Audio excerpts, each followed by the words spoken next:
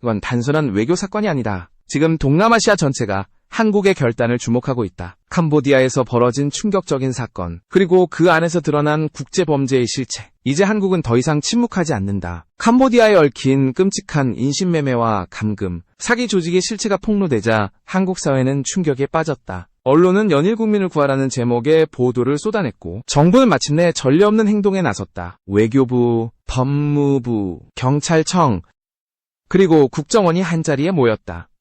김재나 외교부 제2차관을 단장으로 한 정부 합동 대응팀이 급파되면서 한국의 의지는 분명해졌다. 지금 이 순간 한국은 자국민을 반드시 데려오겠다고 선언했다. 단순한 구조작전이 아니라 동남아시아 범죄 조직 전체를 뿌리째 뽑겠다는 경고였다. 캄보디아의 상황은 이미 한계에 다다랐다. 그곳에는 불법 온라인 사기 조직이 판을 치고 있었고, 감금된 한국인만 해도 1000명이 넘었다. 태국, 베트남, 인도네시아, 말레이시아, 대만 등 주변국의 피해자들도 수천에서 수만 명에 달했다.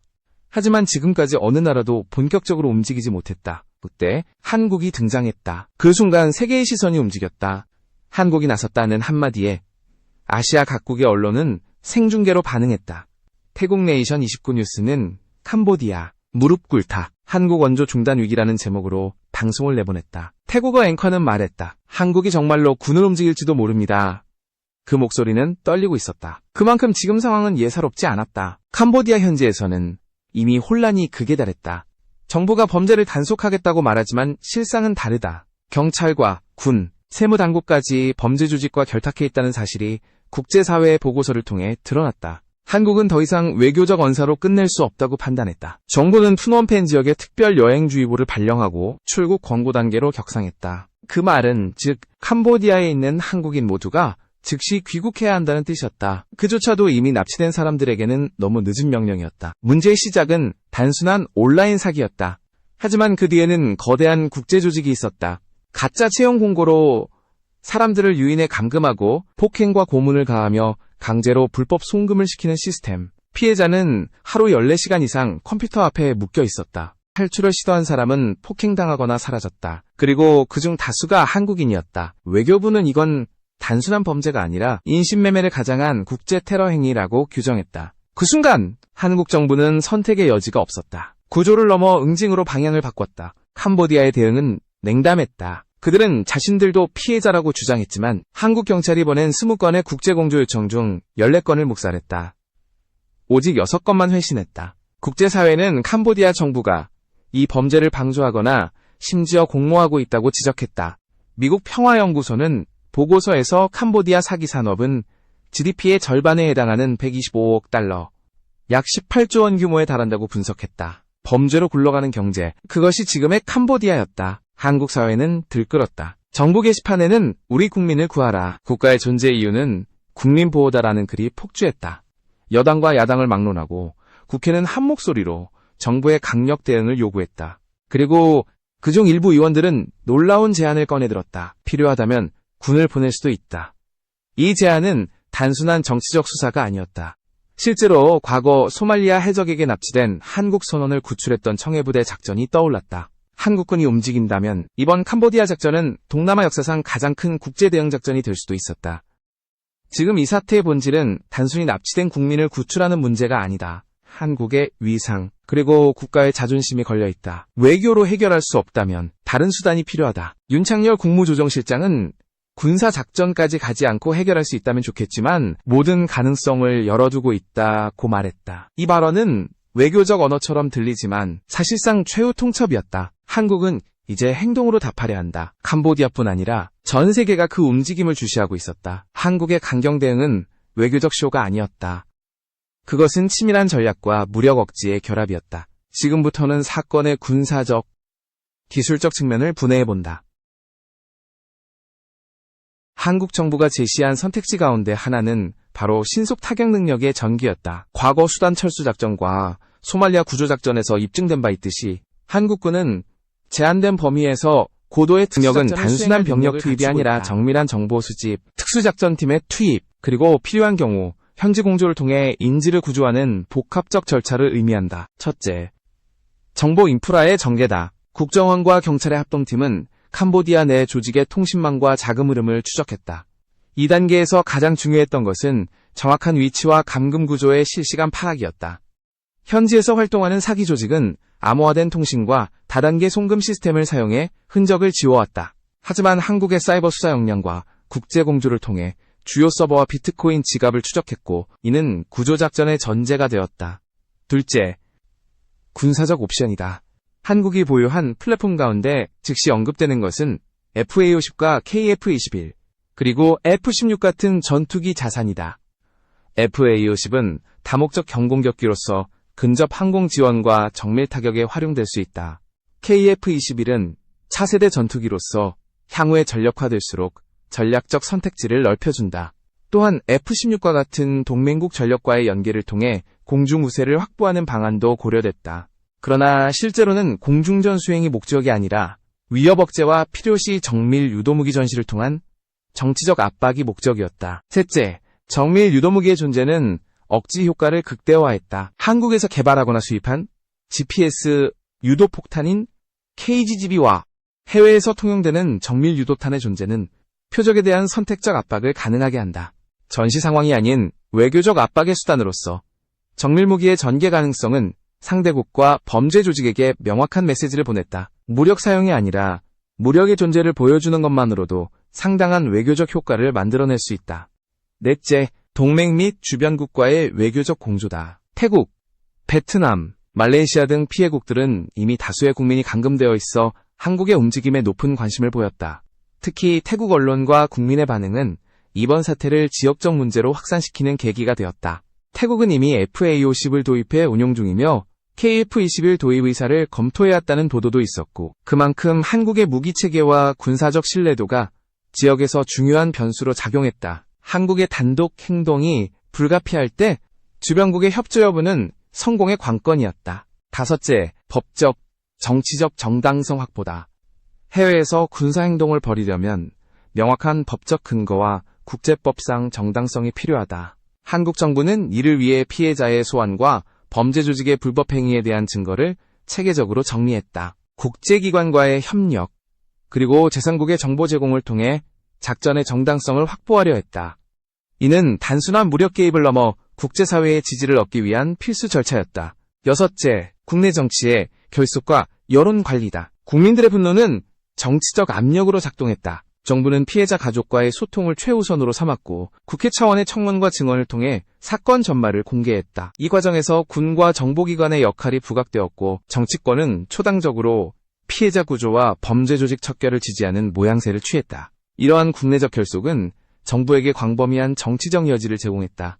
일곱째, 금융적 제재와 자금 흐름 차단. 범죄 조직의 핵심은 자금이었다. 비트코인과 같은 암호화폐를 통한 자금 세탁 정황이 포착되자 한국과 협력국은 주요 지갑을 동결하고 거래소와의 협력을 통해 자금 이동을 차단했다. 미국과 유럽의 금융기관과 협조해 국제 송금로를 차단함으로써 범죄 조직의 운영 능력을 쇠약화시켰다. 이는 군사적 압박과 병행된 경제적 압박의 전형이다. 여덟째, 작전의 리스크 관리다.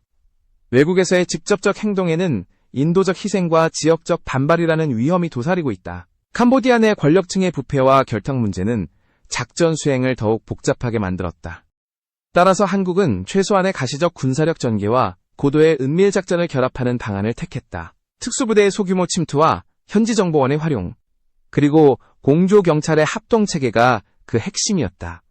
마지막으로 이번 사건은 군사기술과 외교의 결합이 어떻게 국가의 위상을 바꾸는지를 보여줬다. 단순한 정권의 과시나 군사력 과시는 아니었다. 이는 국민보호라는 정당한 목표와 국제규범 내에서의 행동으로 포장된 전략적 선택이었다. 캄보디아 사태를 계기로 한국은 지역안보에서의 역할과 책임을 다시 쓰게 되었다. 주변국들은 이제 한국을 단순한 경제 파트너가 아니라 실제적 군사 역량을 보유하고 이를 정치적 도구로 사용할 수 있는 국가로 인식하게 되었다. 캄보디아 정부의 침묵은 국제사회의 의심을 더욱 키웠다. 겉으로는 단속을 약속했지만 그 이면에서는 범죄 조직과 결탁한 경찰, 훈센 총리가 38년간 유지해온 권력체계는 가족 중심의 폐쇄 구조로 지방 행정과 군경 지휘 라인까지 부패가 뿌리내린 상태였다.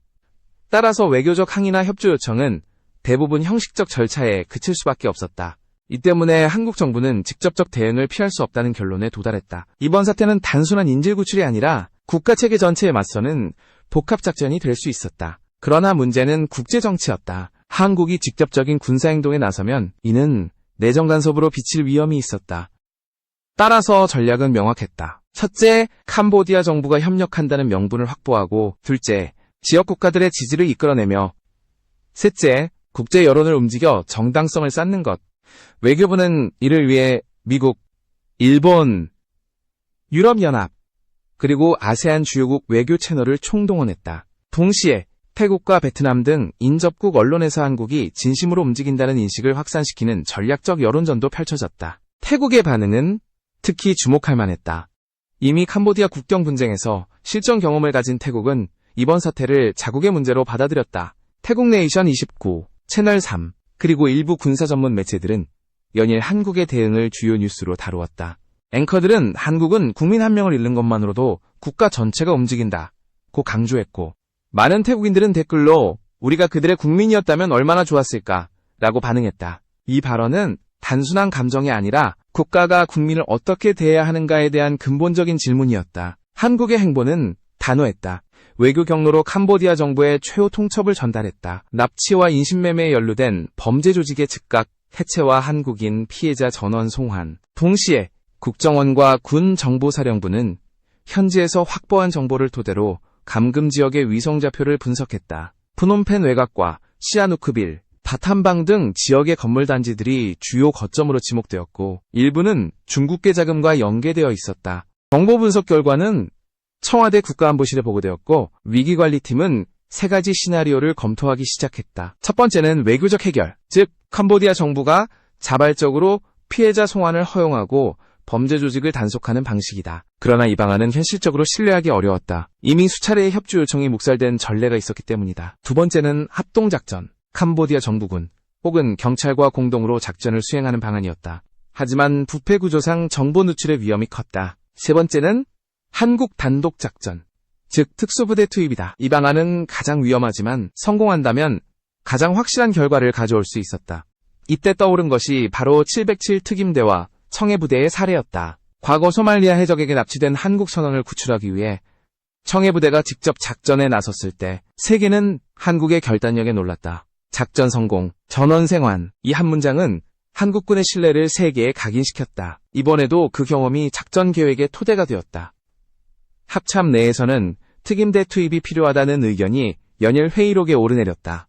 작전명은 비공식적으로 블루 호라이즌으로 불렸다. 이는 바다를 넘어 동남아의 지상까지 확장된 새로운 형태의 구조작전을 상징했다. 한편 미국과 영국 정부도 캄보디아 내 불법 스캠 센터를 제지하기 시작했다. 미국 법무부는 비트코인 약 21조 원 규모를 압류하며 국제범죄 네트워크의 자금줄을 끊겠다고 밝혔다. 이로써 사태는 단순히 아시아의 문제가 아니라 글로벌 안보 사안으로 격상됐다. 국제 언론은 한국의 대응이 새로운 기준을 세웠다며 주목했다. CNN은 한국이 자국민 보호를 위해 실질적 행동에 나선 최초의 아시아 국가라고 평가했다. 워싱턴 포스트는 한국은 더 이상 경제력만 강한 나라가 아니라 안보적 영향력까지 행사하는 중견 강국으로 진입했다고 보도했다. 이 과정에서 군 내부의 논의도 치열했다. 합참의장 진영승 장군은 국정감사에서 박선원 의원의 질문에 단호하게 대답했다. 우리 국민의 생명이 위협받는다면 신속 타격부대의 투입을 검토하겠다. 그리고 한마디를 덧붙였다. 동의합니다. 이 짧은 대답은 모든 것을 압축했다. 그것은 결단의 신호이자 작전의 시작이었다. 이제 한국은 행동으로 옮길 순간을 맞이하고 있었다. 정보는 충분했고 여론은 단결했다. 남은 것은 단 하나, 명령뿐이었다. 그리고 그 명령이 떨어지는 순간 동남아의 밤하늘은 다시 불길처럼 달아오를 준비를 하고 있었다. 특수작전의 시나리오는 이미 수립되어 있었다. 핵심은 속도와 은밀함, 그리고 최소한의 공개적 충돌로 최대의 결과를 내는 것이었다. 작전의 골격은 세 부분으로 나뉘었다. 첫째, 전자사이버 우선 제압. 둘째, 정밀 침투와 인질 구출. 셋째, 안전한 철수와 후속 법적 조치다. 전자사이버 전투는 모든 작전의 전제였다. 범죄 조직은 암호화된 통신과 분산된 서버를 통해 거점을 관리했다. 국정원과 경찰 사이버 수사대는 주요 통신노드와 비트코인 지갑을 특정했고 이를 통해 실시간 위치 추적이 가능해졌다. 동시에 통신 교란 장비를 투입해 현지 내부 통신을 차단하는 계획이 병행되었다. 2단계에서의 목표는 현지 조직의 대응 능력을 마비시키고 작전팀의 은밀한 이동을 보장하는 것이다. 공중전력은 억지와 정밀 지원을 위한 배치였다. FA-50 전투기는 공중에서의 감시와 근접 항공 지원을 담당했고 필요시 KF-21과 F-16에 의한 고공 감시와 전자전 지원이 더해질 수 있었다. 그러나 공중전력의 목적은 직접적 교전이 아니라 위협의 시연이었다. 정밀 유도무기인 KGGB의 존재는 정치적 압박을 극대화하는 수단으로 활용되었다. 표적을 정밀 타격할 수 있다는 능력 표시는 현지 조직과 공모자들에게 중대한 억지 효과를 발생시켰다. 지상 투입은 소규모 정예 특수부대로 이루어졌다. 인질의 정확한 위치가 확인된 지역으로는 낮과 밤을 가리지 않는 순차적 침투가 계획되었다. 침투팀은 해외 파견 경험이 있는 특전사와 정보요원으로 구성되었고 현지에서 협력 가능한 최소한의 공조선을 통해 진입로를 확보했다. 진입은 해상 루트와 공중 고공 침투 루트를 병행해 정보 누출 가능성을 줄였다. 침투 후에는 신속한 제압과 인질 식별, 응급의료 조치, 그리고 안전한 철수를 우선했다. 작전의 핵심 원칙 중 하나는 피해자 보호였다. 인질 구출 시 가장 우선되는 기준은 인질의 생명과 안전이다. 이를 위해 구조팀은 비살상 제어 기술과 신속한 응급처치 프로토콜을 준비했고 의료진과의 연계로 즉시 치료와 후송이 가능하도록 했다. 또한 인질이 남긴 정신적 충격을 고려해 심리상담팀과 연계된 재활 계획을 마련했다. 법적, 외교적 정당성은 작전 전부터 확보되었다. 국제법과 자국법의 기준에 따라 체계적인 증거 수집이 이뤄졌고 이를 토대로 캄보디아 측에 공식적 협조를 요청했다. 만약 현지 협조가 명확히 이루어지지 않을 경우를 대비해 자국 단독 작전의 법적 근거와 국제사회에 대한 투명한 보고 체계도 준비되었다. 이 과정은 국제사회의 지지를 얻기 위한 필수 절차이자 이후 발생할 수 있는 외교적 책임을 최소화하기 위한 방어선이었다. 작전 중 발생 가능한 리스크에 대해서도 세밀한 대비가 있었다. 가장 우려되는 변수는 민간인 희생과 지역 권력층의 반발이었다.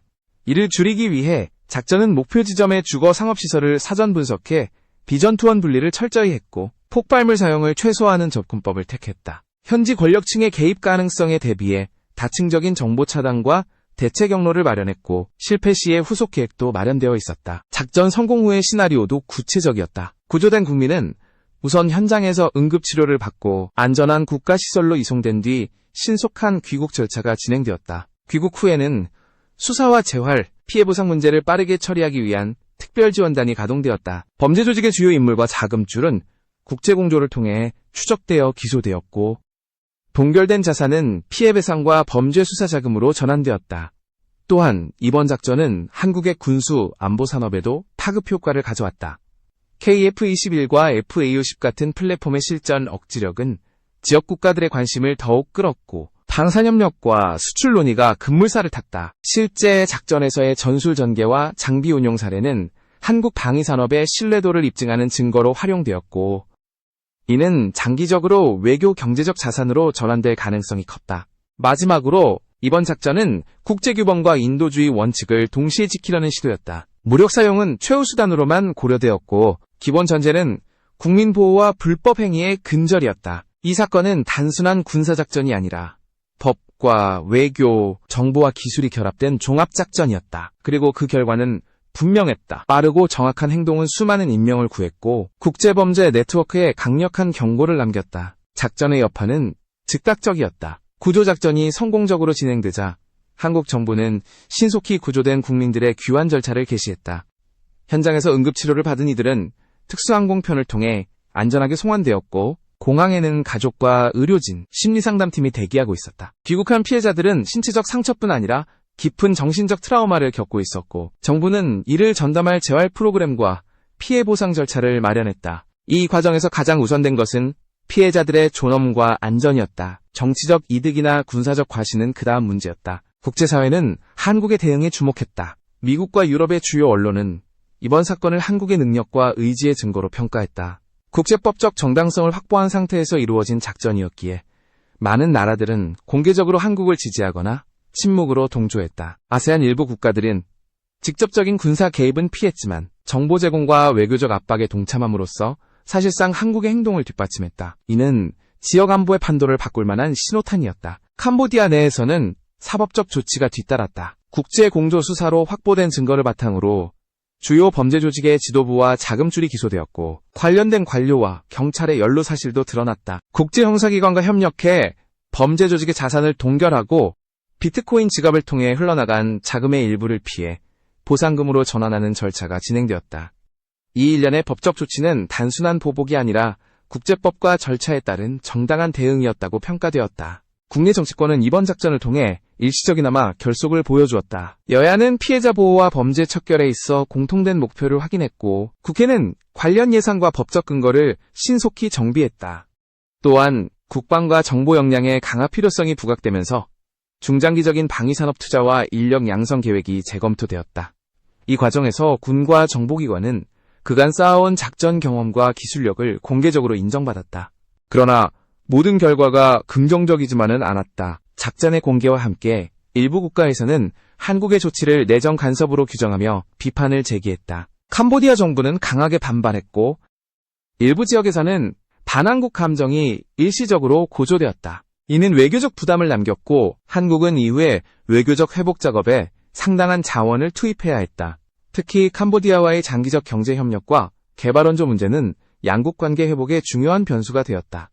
방산과 외교의 융합 효과는 다른 형태로도 나타났다. KF21과 FA50에 대한 국제적 관심이 증가했고 일부 국가는 한국과의 방산 협력을 재검토하기 시작했다. 실전에서의 억지력과 운영 사례는 한국 방위산업의 신뢰도를 높였고 기술 이전과 공동개발의 가능성이 거론되었다. 이러한 논의는 단순한 무기 판매를 넘어 전략적 동맹과 기술 협력의 문을 여는 계기가 되었다. 한편으로는 내부 성찰의 목소리도 커졌다. 왜 이런 범죄가 장기간 방치되었는가? 국내외의 감시와 예방은 충분했는가에 대한 질문들이 제기되었다. 정부는 보안 대책으로 해외여행 경고 체계를 강화하고 재외국민 보호를 위한 법적 근거와 예산을 확충했다. 또한 범죄 예방을 위한 국제공조를 제도화하는 작업이 시작되었다. 이는 단기적 사건 대응을 넘어 구조적 문제를 해결하기 위한 움직임이었다. 피해자들의 재활과 사회복귀는 또 다른 과제였다. 정부는 의료적 치료뿐 아니라 직업 재교육, 심리상담, 법적 지원을 패키지로 제공했다. 일부 피해자는 시간이 걸렸지만 사회에 복귀했다. 그들의 증언은 국내 여론을 환기시키는 한편 향후 비슷한 범죄를 막기 위한 교육 자료로 활용되었다. 피해자들의 목소리는 단순한 사건 보고가 아니라 사회적 경종이었다. 마지막으로 이번 사건은 국가 안보의 패러다임을 전환시켰다. 경제적 영향력과 더불어 실제적 보호 능력이 국가의 신뢰도를 결정하는 시대가 왔다. 한국은 이번 사태를 계기로 자국민 보호를 위한 다층적 시스템을 구축했고 정보전쟁, 사이버 작전, 정밀 타격 능력, 외교적 합법성의 결합이 현대 안보의 본질임을 확인했다. 이번 경험은 향후 유사 사태에 대한 강력한 레퍼런스가 되었고 그 교훈은 한국의 외교 군사 전략에 오래도록 남게 될 것이다.